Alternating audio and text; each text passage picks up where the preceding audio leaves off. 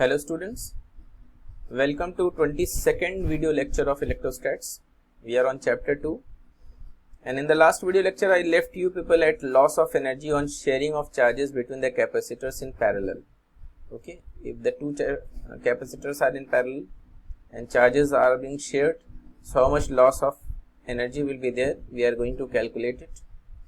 So according to conservation of charge, we have seen that total charge after sharing is equal to total charge before sharing, and after sharing the capacitors will come at common potential after redistribution. So therefore C1 plus C2 into V according to the formula Q is equal to CV will be equal to C1 V1 plus C2 V2, right? So therefore common potential V is equal to C1 V1 plus C2 V2 divided by C1 plus C2 after solving it. Remember, V is the common potential because after sharing and after redistribution the capacitors will come at common potential V, right?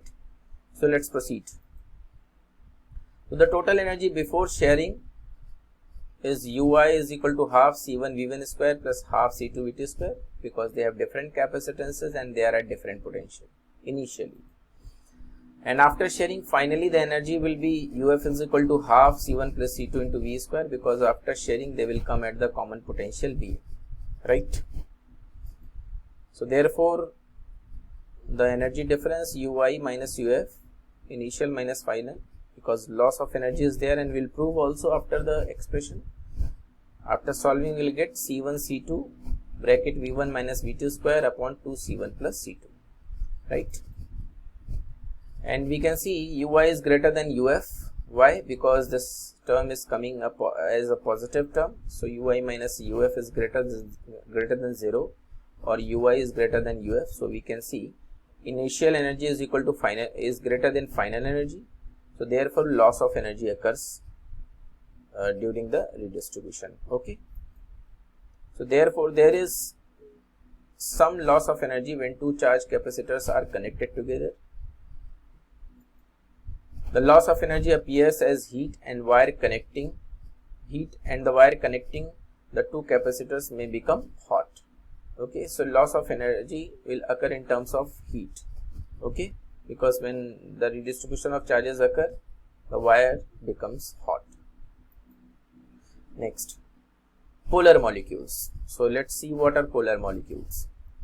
A molecule in which the center of positive charges does not coincide with the center of negative charges is called a polar molecule.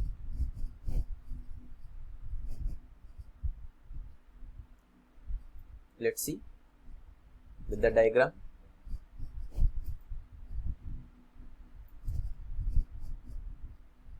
We have obtained the molecular diagram of water H2O.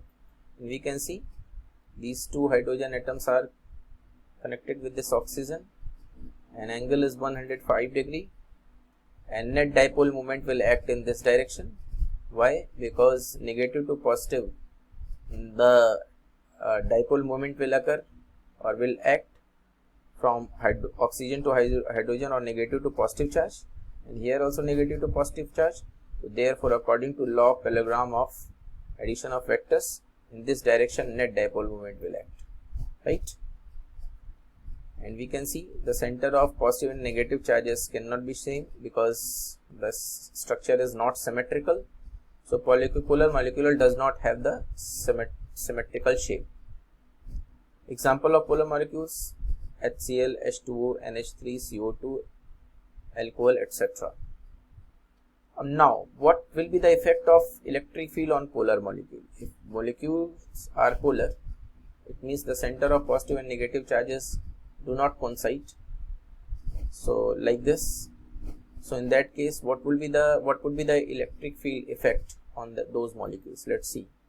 So when polar molecules are placed randomly, there is no electric field is there. E is equal to 0.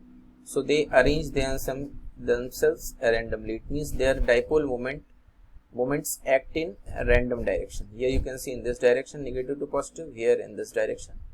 This you might be remembering, or you should remember, you must remember that electric dipole moment always acts from negative to positive charge. So here in this direction, these pink arrows you can see wherever they are directing, that is the direction of dipole moment. So every dipole moment, because there are so many molecules, so every dipole moment will have the opposite, will find the opposite moment anywhere in the lattice.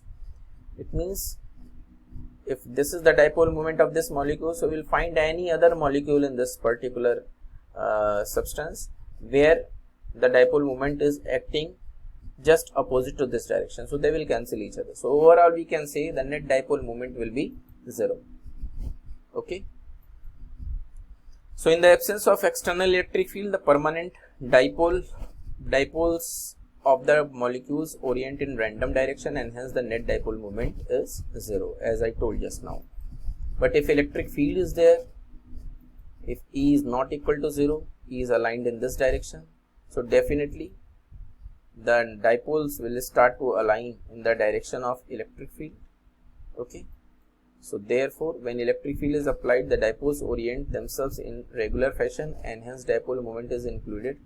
Complete alignment is not possible due to thermal agitation. Thermal agitation means due to heats, they will not completely align in the direction of electric field, but almost they will try to align themselves in the direction of electric field.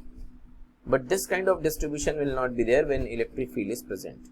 They will almost try to align themselves in the direction of electric field, right? Next, before this I want to tell you, in this particular one, you remember this is the case when electric field is available, and this is the case when electric field is not available. In this they try to align themselves. You can see this is the random one, and they almost alignment is there in this particular arrangement. Okay, so E is 0 and E is not equal to 0. Next, non-polar molecules. Let's see what are non-polar molecules. A molecule in which the center of positive charges coincides with the center of negative charges is called a non-polar. It means both the centers, positive and negative charges centers, coincide with each other. Non-polar molecules, a molecule has symmetrical shape. Example, nitrogen, methane, oxygen. Okay, these are the examples. Now, what will be the effect of electric field on non-polar molecules? So let's see.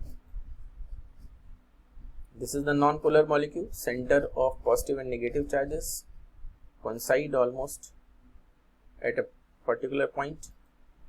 So this is the situation when electric field is 0. There is no electric field in the region where the non-polar molecules are placed. Okay, so net dipole moment will be equal to 0 because positive and negative charges will exist at a single point. So therefore there will be no dipole moment. If there is no dipole, there will be no dipole moment. So in the absence of external field, the effective positive and negative centers coincide, and hence dipole is not formed. So there, if dipole is not formed, dipole moment will not be there. Next case, when E is not equal to 0, they are placed in the direction of electric field. So what will happen? Net dipole moment will be found. Why? Because positive charges will be stretched towards the direction of electric field, and negative charges will stretched opposite to the direction of electric field. So when the electric field is applied, the positive charges are pushed in the direction of electric field, and the same thing is written whatever I have explained, and the electrons are pulled in the direction opposite to the field. So due to which the separation of effective centers of positive and negative charges is formed, or we can say, or separation will be there between positive and negative charges, and dipole will be formed. As the positive and negative charges will be stretched in opposite direction, so they will be separated at a small distance, and definitely a dipole will be formed. So this is the description of non-polar molecules, right? Next, dielectrics. So let's see what are dielectrics. Generally, a non-conducting medium or insulator is called a dielectric. Precisely the non-conducting materials in which induced charges are produced on their faces on the application of electric field are called dielectrics.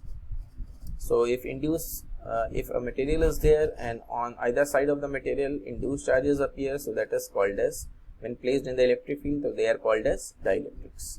Example: air, hydrogen, glass, mica, paraffin wax. So polarization of dielectrics. How dielectrics are polarized? When a non-polar dielectric slab is subjected to an electric field, dipoles are induced due to separation of effective positive and negative charges, with the same process as we have understood in the last slide. Okay. So now what will happen? If a dielectric placed in the electric field, and if there is no electric field, there will be no change in the polarity. It means what? If non-polar, it will remain non-polar. If the electric field is there, here you can see there is no electric field, so they are simply distributed as they were initially. Now if electric field is applied in this direction, so the positive and negative charges center will be separated with some distance, small distance, because it's a molecule, so distance between negative and positive charges will be small, and they will align themselves in the direction of electric field. Aligning in the direction of electric field means dipole movement will be in the direction of electric field. See, negative to positive charge, and this is the direction of electric field, positive to negative charge, right? Why? Because negative charge will come towards the positive side and positive charge will tend towards the negative side due to the attraction. Now let's take this region. So effect of positive and negative charges in this region will be cancelled. Here also you can see positive and negative charges. So on either of the side, stream of negative charge, and this side a stream of positive charge will be left out, and an electric field opposite to the direction of external field will be set up, an internal electric field due to these positive charges on this side of the dielectric slab, and on this side these negative charges. So therefore an internal field opposite to the direction of external field will be set up. So E naught is the applied field and EP is the induced field in the dielectric. This is the induced field due to these positive charges and these negative charges, EP, right? And E naught is the external field, applied field. So the net field En is equal to E naught minus EP because opposite direction. So that is, field is reduced when a dielectric slab is introduced. So you can see when there was no dielectric slab, the electric field was E naught only, but when the dielectric slab is introduced, so due to this induced electric field EP, the net electric field will be equal to the difference of E naught and EP, and that net electric field will be certainly less than the E naught, or we can say applied electric field. So the dielectric constant is given by K is equal to E naught upon E naught minus EP. This is the expression for dielectric constant. K is equal to E naught upon E naught minus EP. E naught is the applied field and EP is the induced field, right? So this is the elaboration of dielectrics. So we have studied polar, non-polar molecules and also the redistribution. Revise all the things which we have studied in this video lecture. Work hard, because without a revision nothing will be understandable. So we'll meet in the next video lecture with the next topic. Till that time, keep on studying. Thank you so much for paying attention.